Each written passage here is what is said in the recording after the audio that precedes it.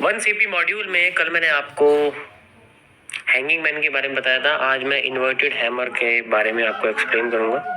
ठीक है,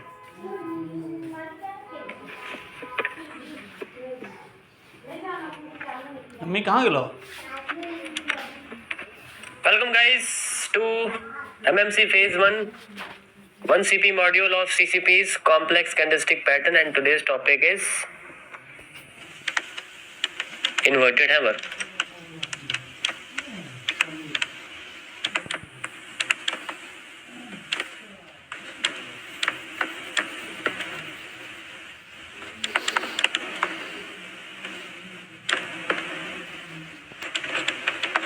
सॉरी, मैं थोड़ा सा धीरे लिख रहा हूँ और बोल रहा हूँ।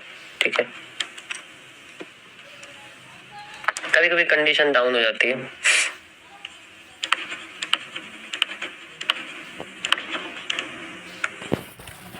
इन्वर्टेड हैमर देखो, ये बहुत पावरफुल है। अगर हम लोग मार्केट में हमेशा ज्यादातर सेलिंग्स के बारे में बात करते हैं। ठीक है, सेलिंग्स के बारे में मतलब ये दो तरीके से काम करता है।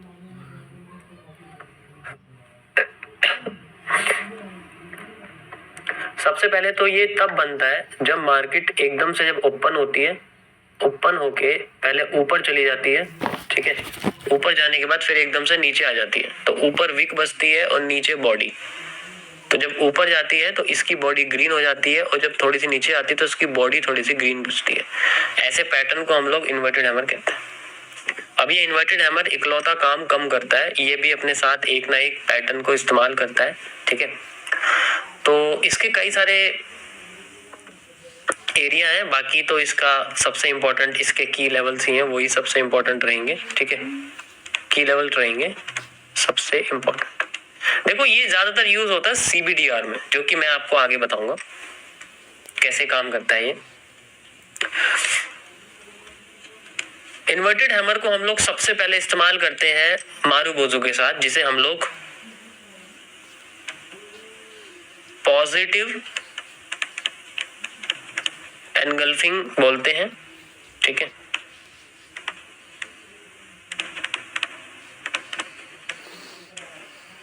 Positive engulfing. अब ये पॉजिटिव एनगल्फिंग क्या है?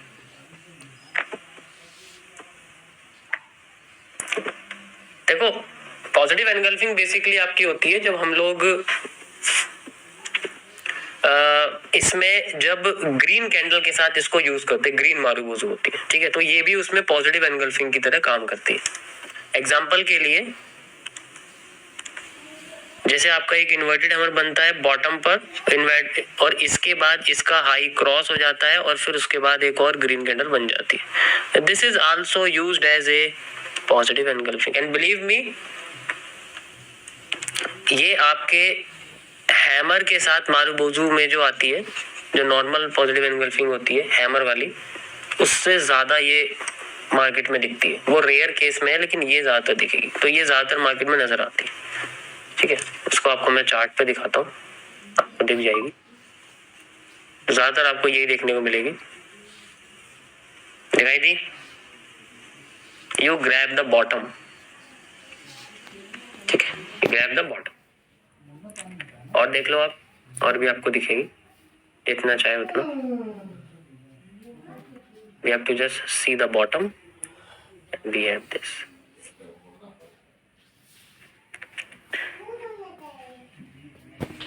ये देखो, लोकेशन मैटर करती है, मैटर करती रहेगी हमेशा, ऐसा नहीं है। ऐसे कहीं भी देखोगे तो फिर इंडिकेटर में आप में कोई फर्क नहीं है। ये बुलिश जोन को निकालता है। ठीक है, ये बहुत अच्छे तरीके से काम करता है, मैंने इसे कई बार यूज करा है। सेकंड हमारे पास आता है इसी का ही एक और पार्ट, जिसे हम लोग बोलते हैं बियरिश एनगल्फिंग। ठीक है, one of the most powerful bearish engulfing pattern है जब इन्वर्टेड हैमर कंबाइंड हो जाता है एक रेड मारुबोजू के साथ। ठीक है, जब इन्वर्टेड हैमर कंबाइन हो जाता है एक रेड मारुबुजू के साथ, तब इसको हम लोग बियरिश एंगल्फिंग कहते हैं। और ये सबसे पावरफुल पैटर्न है, इसे कभी कोई बीट नहीं कर सकता। ठीक है, इससे पावरफुल नहीं है कुछ, बियरिश पैटर्न्स में इससे पावरफुल नहीं। If we want to just use the candlestick pattern at the resistance, then this is the one of the most powerful bearish engulfing pattern. मैं आपको इसे चार्ट पे दिखाता हूँ। यू कैन सी, ये देखो लोकेशन आपको दिख ही रही है यहाँ पर। ठीक है, डिमांड पूरी हो गई है और हम टॉप पे चलते हैं थोड़ा सा। लेट्स सी, किसी में भी देख लो आप, जरूरी नहीं है मैं आपको इसमें दिखा रहा हूँ, गोल्ड में देख लो, उसमें भी क्या फर्क पड़ रहा है। You can see like this at the top, देखना ही तो इनको सही जगह पे होता है बस। You can see like this. ठीक है, उसके बाद आप और इसके लेफ्ट साइड में देख सकते हो। ठीक है, यहाँ पर आपको दिख जाएगा, ये देखो आप। ठीक है, ये देखो, ये देखो, तो कई सारे आपको इसमें देखेंगे। डिपेंड करता है आप लोकेशन कौन सी देख रहे हो, लोकेशन भी मैटर करती है, करती रहेगी हमेशा। नेक्स्ट हमारे सामने आता है इसका सबसे इंपॉर्टेंट पार्ट, जिसे हम लोग आफ्टर इफेक्ट कहते हैं। ये भी आफ्टर इफेक्ट में काम करता है। थर्ड पॉइंट है हमारे पास,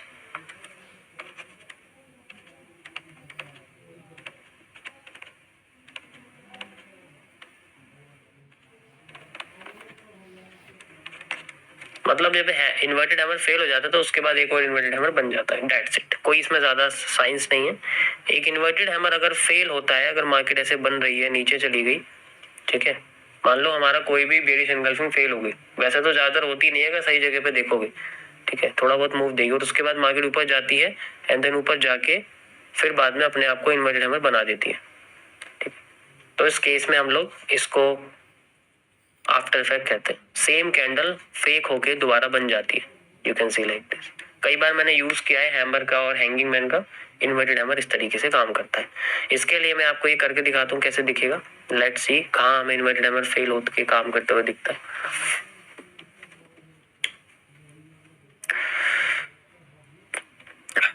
बॉटम पे भी ऐसे ही होता है। बॉटम पे भी अगर फेल हो जाए तो फिर बाद में वो अपने आप को बुलिश एंगल्फिंग के साथ कंटिन्यू करता है। ओके, सो लेट्स सी कहाँ दिखेगा हमें। यहाँ तो नहीं दिख रहा है।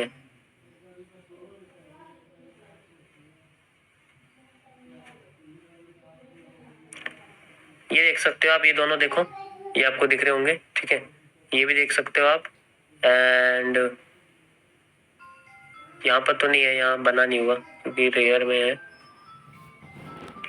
बॉटम पे भी देख सकते हो, बॉटम पे आपको दिख रहे होंगे कई सारे। ठीक है, ये देखो यहाँ बने हुए हैं, यहाँ पर ही बने हुए हैं। अब इसमें कंफ्यूजन ये होती है कि अब ये डायरेक्ट बहुत कम दिखते हैं। ठीक है, यहाँ तो चलो डायरेक्ट फिर भी दिख रहे हैं, मुझे बहुत सारे दिख रहे हैं, आपको शायद ना दिखे। देखो टाइम आपको लगाना पड़ेगा इसमें। मैं अब करूंगा तो स्ट्रीम में यही ढूंढते ढूंढते टाइम बीत जाएगा सारा। अब ये है कि जो इन्वर्टेड हैमर है ये ज्यादातर केसेस में छुपा हुआ रहता है। ये बनता कैसे? अगर हमारे पास टॉप पर मार्केट में एक इस तरीके से या बॉटम पर मार्केट में एक इस तरीके से बड़ी सी ग्रीन कैंडल बनती है और उसके बाद एकदम से मान लो वो कैंडल नीचे गिर जाती है, अगली ही रेड कैंडल नीचे गिर जाती है, लेकिन उसके बाद ये इस तरीके से गैप निकाल देती है। ये ग्रीन कैंडल होती है, ये आपकी रेड कैंडल होती है। ओके, दोनों को कंबाइन कर देते तो नीचे का हिस्सा हमें निकल के दिखता है ग्रीन बॉडी में इस तरीके से।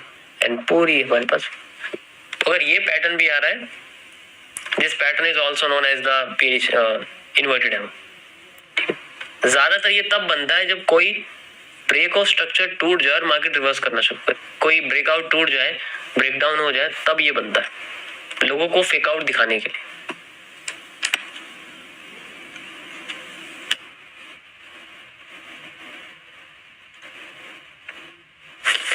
यहाँ तो नहीं है, लेकिन अगर लाइव में बनता तो मैं तुम्हें दिखा देता। यहाँ बना नहीं है बेसिकली। ठीक है, उसमें ग्रीन कैंडल बड़ी होनी चाहिए और रेड कैंडल थोड़ी, मतलब ग्रीन कैंडल बड़ी और रेड कैंडल छोटी होनी चाहिए। ये तो चलो आपके सामने नॉर्मल बना हुआ है, कंबाइन करके देखते हैं कोई दिखता है या नहीं। green and red.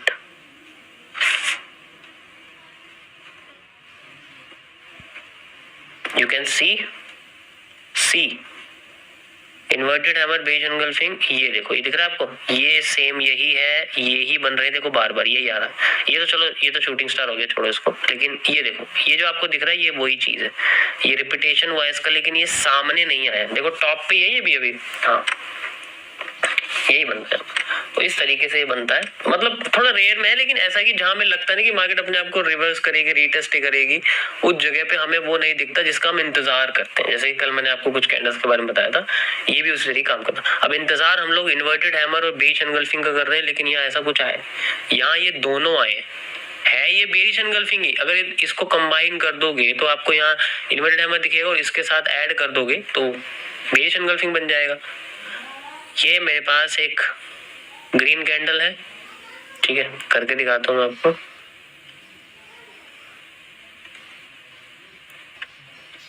ये एक रेड कैंडल है, ठीक है, यू कैन सी, मैं इसको इसमें ऐड कर दूंगा। ये इसकी विक है ऊपर से नीचे तक, जितना ये ग्रीन कैंडल की विक है यहाँ से यहाँ तक, ठीक है। ये दोनों इससे लिक्विड हो जाएंगे एंड ये इसमें ऐड कर दूंगा and we have the inverted hammer. अब इस इन्वर्टेड हैमर को इस कैंडल के साथ कंबाइन कर दो तो आपके सामने ये बेरिश एंगल्फिंग दिखेगी, ठीक है। और ये बिल्कुल हाई है, मार्केट यहाँ तक आई नहीं है और मार्केट नीचे चली गई, ठीक है। थोड़ा कंफ्यूज कर देती है तो हम इसको यूज कर लेते हैं बेसिकली। अब देखो कितना नीचे चलेगी, मार्केट बिल्कुल ही नीचे आ गई है, तो ये चीज, ओके।